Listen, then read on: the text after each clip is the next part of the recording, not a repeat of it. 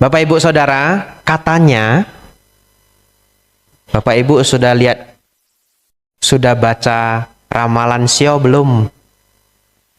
Sio apa yang paling beruntung tahun ini? Belum cek ya? Ada yang bilang sio tikus ya. Ada 2 sio yang katanya paling beruntung tahun ini. Sio tikus dan sio monyet. Ya, karena dalam kita sebutnya jadi primbon Chinese ya. Ya, atau perhitungan zodiak Chinese. Setiap sio itu dibikin kawan-kawannya. Tiga sio. Dan sio naga itu kawannya adalah tikus dan monyet. Bapak Ibu punya kawan siapa? Nanti cek sendiri di Google ya. Iya, setiap sio itu ada kawannya. Kebetulan Bapak Ibu Saudara, saya sio monyet. Ya. Jadi tahun lalu saya ceramah di banyak wihara. Tidak tahu saya ceramah di sini atau enggak, tapi saya ceramah di banyak wihara. Bapak Ibu tidak perlu percaya ramalan. Karena ramalan itu tidak selalu terwujud.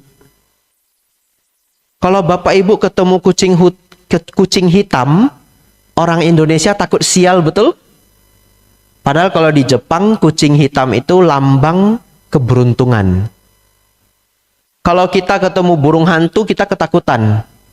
Padahal di Yunani, burung hantu itu adalah lambang kebijaksanaan. Jadi kalau Bapak Ibu ke luar negeri, jangan heran banyak orang jualan oleh-oleh gambar burung hantu. Lalu Anda bingung, ini burung hantu ngapain dijadiin oleh-oleh? Karena di luar negeri laris, di Indonesia tidak laris. Karena namanya burung hantu. Di Thailand pernah ada bunga, namanya jelek. Saya lupa detailnya, tapi misalkan namanya adalah bunga kuburan. Wah, bunga itu ditakuti semuanya. Lalu satu ketika negara Thai memutuskan untuk ubah nama. Menjadi misalkan bunga rampai kuning. Supaya ketakutan itu hilang. Jadi mungkin kita harus ganti nama burung hantu. Ya, jadi burung bijak. Gitu ya. Bapak Ibu Saudara, tahun lalu saya banyak cerita. Jangan bergantung pada ramalan. Kucing hitam yang kita anggap sial, di tempat lain dianggap keberuntungan. Tapi tahun ini katanya, sio yang paling beruntung adalah sio monyet. Nah, kalau yang bagus nggak apa-apa ya. Ya, Bapak Ibu Saudara, hari ini saya ingin ceramah yang menyenangkan saja, ya, yang tidak terlalu mendalam, tidak terlalu serius, karena suasananya Imlek. Saya ingin Bapak Ibu datang ke sini happy, pulang membawa beberapa inspirasi yang bisa dibawa pulang. Yang pertama, barangkali tidak semua merayakan Imlek, atau tidak semua tahu kenapa sih merayakan Imlek. Kenapa sih ada tahun naga, ada tahun kelinci dan yang lainnya. Tapi hal itu tidak semua orang tanyakan, karena kita sudah menganggap ini bagian dari kehidupan. Ya. Lalu dulu saya pernah nonton kartun sebelum menjadi biku. Ya, kartunnya itu adalah judulnya The Great Race, lomba lari. Jadi Bapak Ibu tahu legenda dari 12 sio itu ternyata legenda ya. Legendanya itu muncul karena perlombaan untuk tiba di tempatnya raja. Jadi legendanya ini saya ceritakan. Selesai cerita ini, tolong Bapak Ibu jangan tanya, Bante itu beneran ya Bante? Ya, menurut saya sih itu hanya legenda ya. Hanya legenda. Jadi dulu ada seorang raja namanya Yuti. Mungkin saya bacanya salah. Ya, kalau ditulis Roman YU spasi DI. Nadanya turun semua, ya. Nah, Raja Yuti ini berpikir ingin membuat sistem penanggalan tahun.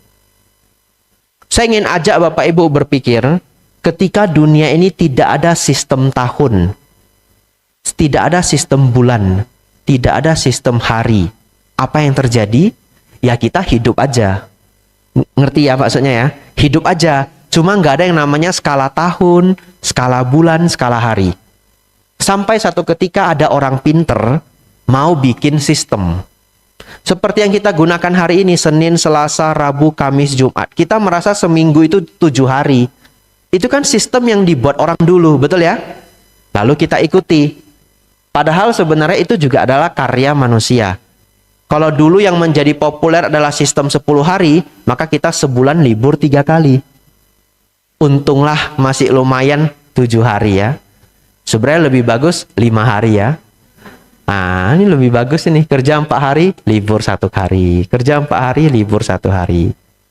Bapak, Ibu, Saudara, bahkan tahun yang kita gunakan, tahun ini tahun berapa? 2024. Bapak, Ibu, tahun 2024 itu tahun apa?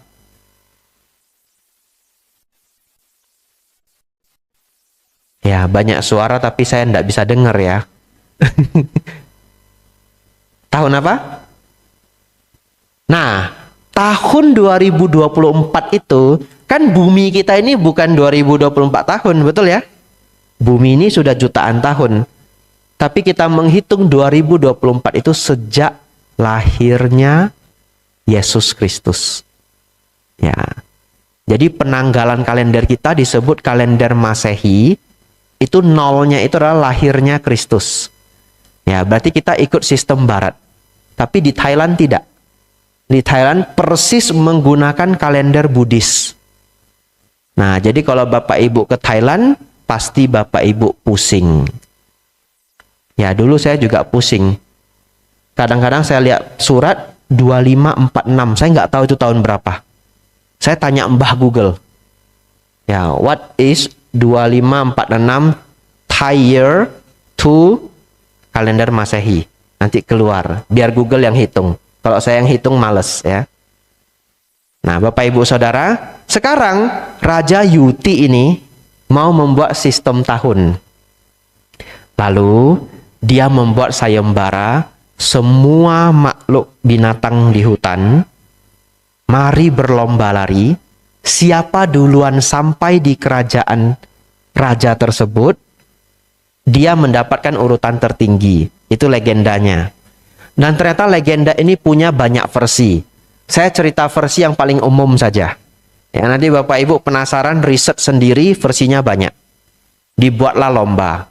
Lalu semuanya harus berlari, bahkan perlu menyeberangi sungai yang cukup besar sungainya. Bapak Ibu Saudara, di antara 12 sio ini, hafal ya? Nah, saya hafal tapi bahasa Hokkien ya. Itu jigu saho si togo ling la cua cit bepe nyo kau cap ke cap it kau cap jitu. Nah, saya hafal nih sebelum sekolah dulu. Saking rajinnya ya. Bapak Ibu Saudara, di antara 12 sio ini, sebenarnya siapa yang harusnya menang? Kok jadinya tikus? Kan dia kecil ya. Kalau berenang, sepertinya di antara 12-nya, yang paling jago berenang itu kerbau. Ular juga jago berenang, tapi kalau arusnya terlalu kencang, dia ke bawah arus. Tapi kalau kerbau kan paling berat di antara 12 sio. Jadi legendanya dimulai ketika kerbau mau menyeberangi sungai, si tikus cepat-cepat numpang. Ya, tikus cepat-cepat numpang. Dan Bapak Ibu tahu, kerbau itu baik hati banget. Dilegendakan sebagai makhluk yang sangat baik hati. Nah, jadi kalau Bapak Ibu yang di sini sio kerbau, jangan kasih tahu temannya ya. Nanti mereka pinjam uang, Bapak Ibu tidak bisa nolak ya. Nah, baik hati ya. Lalu tikus ini bilang, kerbau, saya numpang ya. Ya, boleh ya, numpang ya, gitu ya. Nah, kerbaunya bilang, boleh lah, cincai lah, gitu ya. Naiklah tikus ini ke atas kepala kerbau. Berjalanlah si kerbau, karena dia yang paling pintar berenang. Alhasil, kerbau begitu mau tiba, Si tikus itu dari kepalanya loncat. Dia juara 1. Ya. Jadi kalau Bapak Ibu sio kerbau, ini guyon ya, jangan dianggap serius ya. Nanti temannya pinjam uang, tanya, lu sio apa? Gitu ya. Tikus, nggak jadi. Kenapa? Nanti lu loncat, gitu ya. Bapak Ibu Saudara, juara 2 kerbau. Juara 3 juga makhluk yang kuat, tidak ada yang berani ganggu, harimau. Ya, dan harimau itu tubuhnya besar, dia bisa melawan arus. Yang keempat, kelinci. Kita sudah baru melewati tahun kelinci.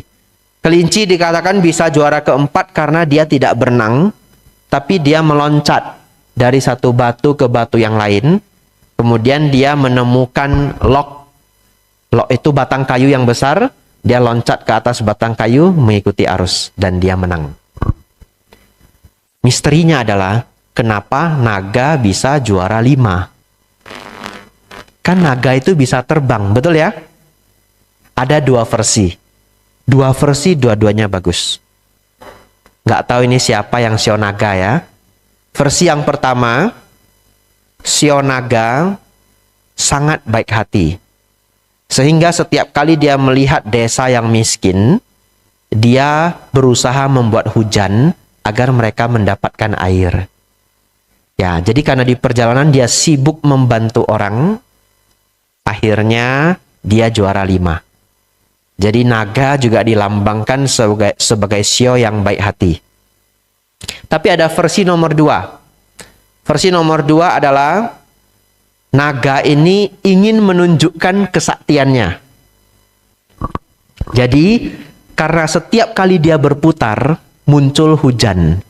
Jalan lagi dia berputar, muncul hujan. Jadi dia ingin memperlihatkan ke makhluk yang lain, yang lomba lari itu semua. Bagaimana kalian mau melawan saya? Saya kan terbang. Lihat, sekali muter keluar hujan. Sekali muter keluar hujan. Akhirnya, karena dia pamer, dia tidak sangka desa yang dibawa jadi banjir. Karena dia bikin hujan, sampai desa-desa di bawah itu banjir, dia dihukum untuk membereskan banjir itu. Nah, setelah dia membereskan banjir, dia buru-buru ikut perlombaan dan dia hanya bisa juara 5. Bapak Ibu Saudara, dongeng-dongeng kecil ini bisa kita petik pelajaran. Ya. Kalau Bapak Ibu hari ini adalah naga, kalau pamer jangan kelebihan. Ya. Muter sekali hujan. Nah, banjir Bapak Ibu ya. Ya, jadilah naga yang baik. Juara 6 adalah ular. Sebenarnya kuda tiba duluan. Ular sembunyi di itu. Rambutnya kuda. Karena kalau kuda itu kan ada bulunya ya, seperti rambut ya. Saya enggak tahu istilahnya. Si ular sembunyi di sana. Begitu si kuda mau menang juara, lalu ularnya mendesis, lalu kuda itu terkejut. Ular jalan duluan. Ular juara 6. Kuda juara 7. Lalu 8 adalah kambing. Ada 2 versi kambing. Versi yang pertama, katanya kambing, monyet, dan ayam bekerja sama untuk mengarungi sungai. Ya, bekerja samanya juga banyak versi. Cincai lah namanya dongeng ya. Versi yang pertama, domba di bawah, monyet di tengah, ayam diangkat pakai tangan. Mengarungi sungai. Sebenarnya mereka tiba bersama. Tapi raja memutuskan karena domba yang paling lembut dan harmonis, dia dapat juara 8. Jadi siapa Bapak Ibu yang sio kambing harus harmonis ya. Karena sudah lambangnya Anda ya. Anda harus terima nasib. Jadi kalau mau ribut, saya sio kambing ya. Kata Bante Abijato saya harmonis, nggak jadi ribut, gitu ya. Nah, tapi hati-hati. Nanti ketika Anda mau galak ya, suami atau istrinya bilang, "Kamu sio kambing." Kata Bante Abijato harmonis, kamu harus mengalah gitu ya. Waduh, Bapak Ibu Saudara, lalu yang 9 adalah monyet. Versi yang lucu dari sio monyet adalah sebenarnya monyet itu berlari sangat kencang dan dia harusnya bisa menang. Tapi sebegitu tiba di istana raja, dia bawa buah begitu banyak. Karena sepanjang di hutan, dia lihat buah apa dia ambil, lihat buah apa dia ambil, dia kumpulin di keranjang. Begitu tiba di istana raja, kan banyak prajurit yang megang tombak itu. Dia jualan, Bapak Ibu. Mau beli ini? Mau beli buah ini? Mau beli buah ini? Nah, jadi legendanya adalah siapa yang sio monyet sangat pintar jualan. Ya. Waduh, gawat ini ya. Saya sio monyet juga ya. Apa yang harus saya jual ya? Bapak Ibu Saudara, lalu sio ayam, sio anjing, dan sio babi. Anjing katanya sangat suka bermain air. Sehingga bermain, jadinya nggak juara. Bapak Ibu Saudara, cerita lucu-lucu. Di Vietnam tidak ada sio kelinci. Mereka ganti jadi kucing. Ya, enggak tahu kenapa. Ya, nanti ada yang tahu kasih tahu saya. Dan di beberapa provinsi di Thailand tidak ada sio babi. Diganti. Nah, jadi keren loh. Jadi Bapak Ibu di sini siapa sio babi mulai hari ini mau ganti sio boleh. Sio babi ganti jadi apa kalau di Thailand? Ada yang tahu? Sio gajah. Tapi lucu juga kalau ditanya teman ya. Kamu sio apa? Saya sio gajah. Ya. Tapi lebih elegan sio gajah ya daripada sio babi. Bapak Ibu Saudara, 12 sio itu dikatakan semua ada plus minusnya. Bagian selanjutnya. Ini bagian yang perlu kita pahami ya. Ada sebuah studi dilakukan oleh seorang perempuan, ada videonya di YouTube. Kalau Bapak Ibu ingin nonton videonya di TED ya. TED itu dulu adalah acara besar setahun sekali. Sekarang saya tidak tahu setahun diselenggarakan berapa kali.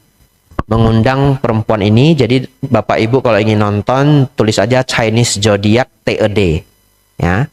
Di sana dia membuat studi karena orang Tionghoa seneng banget sio naga. Saya juga baru tahu, saya nggak pernah dengar selama ini. Ternyata orang Tiongkok asli itu tidak suka sio kambing. Saya juga baru tahu. Mereka sukanya sio naga. Akhirnya setiap tahun naga seperti ini, Hong Kong, China, dan Taiwan itu tingkat kelahiran itu bisa naik sampai 5%. 5% itu banyak loh ya, dibanding tahun-tahun lainnya. Saking senangnya dengan sio naga. Lalu Bapak Ibu Saudara, studi ini ternyata mendapatkan hasil yang tidak relevan, tidak sesuai pengharapan. Mereka membuat data 300 orang terkaya di dunia. Kalau sio naga adalah yang paling beruntung, berarti harusnya siapa? Yang paling banyak di top 300 dunia. Harusnya sio naga, betul ya? Ternyata dari 300 top orang terkaya di dunia, bukan sio naga yang juara satu. Ada sio lain yang juara satu. Bapak Ibu siap-siap ya. Mungkin Anda yang punya sio itu ya. Siapa Bante? Siapa? Yang paling kaya di dunia, sio apa yang paling banyak? Sio harimau. Nah, ada di sini sio harimau? Ada ya. Nah, sebentar lagi Anda jadi orang terkaya di Wihara Ratanagraha. Ya. Setelah itu jangan lupakan saya ya. Bapak Ibu Saudara, uniknya juara duanya itu apa? Kalau enggak juara satu ya sudahlah. Juara dua juga boleh. Ternyata juara duanya kambing. Yang katanya paling buruk ya. Ternyata juara dua. Paling banyak top 300 orang terkaya di dunia. Bapak Ibu Saudara, ini menunjukkan kadang-kadang apa yang menjadi mitos, apa yang menjadi primbon, tidak selamanya plek persis seperti itu. Oleh karena itu, saya tetap kembali pada konsistensi saya, tidak perlu terlalu mempercayai ramalan. Loh, kenapa Bante? Baik. Ini poin yang lebih penting lagi. Jadi makin kesini saya masuk ke bagian yang semakin penting. Saya pernah di satu kota, saya tidak mau sebut kotanya, ada umat Buddha yang baru belajar Dharma tidak terlalu lama. Dia cerita sendiri, Bante, saya baru belajar Dharma beberapa bulan dan saya senang sekali. Dan orang ini benar-benar adalah pembelajar dan dia berikan saya pertanyaan di tempat umum. Tempat umum waktu itu adalah meditasi bersama. Jumlahnya lebih banyak dari yang hadir hari ini. Dan dia bertanya, Bapak Ibu Saudara, pertanyaan dia begini. Bante, saya pernah dengar beberapa ceramah Bante. Bante mengatakan bahwa tidak perlu menggantungkan hidup terhadap ramalan. Ingat ya, tidak perlu menggantungkan hidup terhadap ramalan.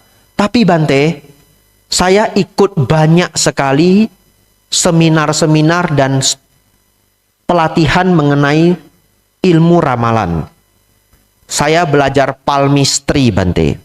Palmistry itu baca garis tangan. Saya juga belajar baca wajah. Saya juga belajar tongsu, hitung tahun lahir. Dan saya juga belajar number. Ada sekarang seminar namanya number theory atau apa. Semua angka dihitung-hitung, nanti jadi makna. Dan dia mengatakan begini, Bante, dari yang saya ikuti semua Bante, banyak ilmu yang sepertinya benar-benar terbukti. Nah, dia bilang begini. Lalu Bante mengatakan tidak perlu terlalu menggantungkan hidup pada ramalan. Bagaimana menjelaskan ini Bante? Nah, mati saya. Ya. Nah, dia tanya di depan umum, lebih ramai daripada ini. Apa jawabannya? Bapak Ibu Saudara, saya menjawab demikian. Kalau Bapak Ibu cocok dengan jawabannya, ya silahkan Bapak Ibu ikuti. Pak, begini. Jawabannya sederhana, tapi akan saya jelaskan. Dhamma atau dharma melampaui semua ramalan. Saya ulangi ya. Dharma melampaui semua ramalan. Hah, maksudnya apa Bante? Bapak Ibu Saudara, kalau hari ini kita barengan di sini ciamsi. Kocok-kocok ini ya. Saya kemarin ke museum. Di museumnya ada ciamsi. Saya iseng-iseng ciamsi juga. Nah, tapi bukan di wihara, bukan di kelenteng, museum. Ya, museum Tionghoa. Saya ciamsi. Biasa saya ciamsi itu begini. Kalau dapatnya buruk, nggak bener ini. Masukin lagi. Tidak sesuai hukum karma. Begitu ya. Tapi kalau dapatnya sangat baik. Wah, ini bagus ini ya. Hari ini lagi rezeki. Bapak Ibu Saudara, andaikan kita semua ciamsi hari ini. Kocok-kocok itu. Stik bambu. Lalu ada yang mendapatkan beritanya begini, sangat buruk. Kalau kita baca, hidup seperti di tengah topan, terperangkap di tengah samudra, bercocok tanam tidak menghasilkan apapun.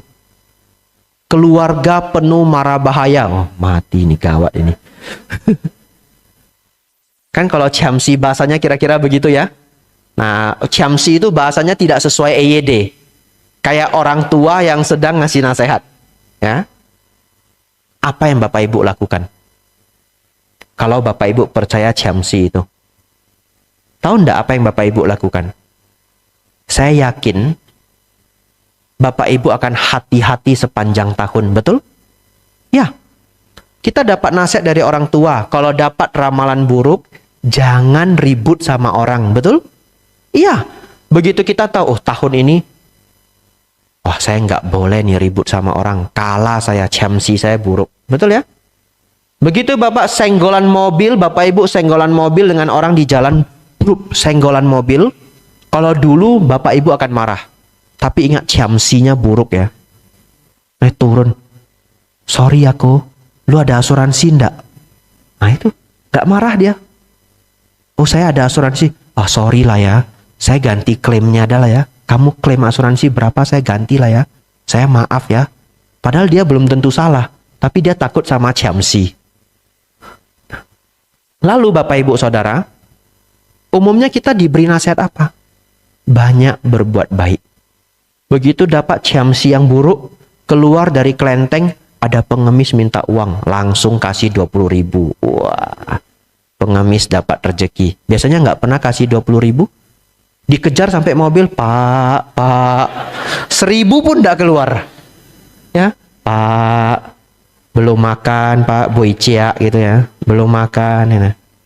Nggak dapat, langsung 20.000. Kenapa? Chamsi sangat buruk. Tapi Bapak Ibu Saudara, apa yang diajarkan Sang Buddha sebenarnya? Yang diajarkan Sang Buddha sebenarnya adalah chamsi Anda itu mau baik ataupun buruk, jangan ribut sama orang. Betul? Ya. Kita pegang 5 sila Bapak Ibu. Tidak mengganggu orang, membunuh, memukul, menyakiti, tidak mengambil punyanya orang, tidak mencuri, tidak mengganggu istri pacarnya orang, tidak menggunakan ucapan berbuat jahat, tidak mabuk, tidak narkoba, tidak minum minuman keras. Chamsi kita mau baik ataupun buruk, kita jaga diri. Itu umat Buddha. Kita belajar melenyapkan dosa loba moha. Mau marah ditahan. Kalau serakah sudah terlalu banyak, turunkan. Kalau sombong sudah terlalu tinggi, turunkan. Itu tugas umat Buddha, mengurangi dosa loba moha. Lalu Bapak Ibu Saudara, katakan kita semua dapat chamsi baik. Chamsinya sangat baik. Kita diberi nasihat apa sama orang tua? Ini chamsi lagi baik. Gunakan kesempatan untuk berjuang. Kerja yang rajin. Tahun ini tahun peluang. Kamu banyak berbuat baik. Traktir kawan, ya. Traktir orang tua. Supaya apa? Supaya rezekinya nambah. Betul ya? Tapi bagaimana kita umat Buddha? Tidak perlu menunggu chamsi baik. Pun tetap harus rajin. Pun tetap harus menjaga orang-orang yang kita sayangi. Bapak Ibu Saudara, kembali ke Bapak ini, saya jelaskan ke Bapak tadi itu pelan-pelan. Jadi Anda mau gunakan teori apapun, baca wajah, baca garis tangan, baca huruf, tanggal lahir, tongsu, pekji, dan segalanya, sebenarnya Dharma melampaui semua ramalan. Anda tidak perlu tahu Anda itu hidup sampai umur berapa. Tahu juga nggak ada gunanya. Betul ya? Bikin stres saja. Ya, tidak perlu tahu. Tetapi gunakan hidup ini dengan sebaik mungkin.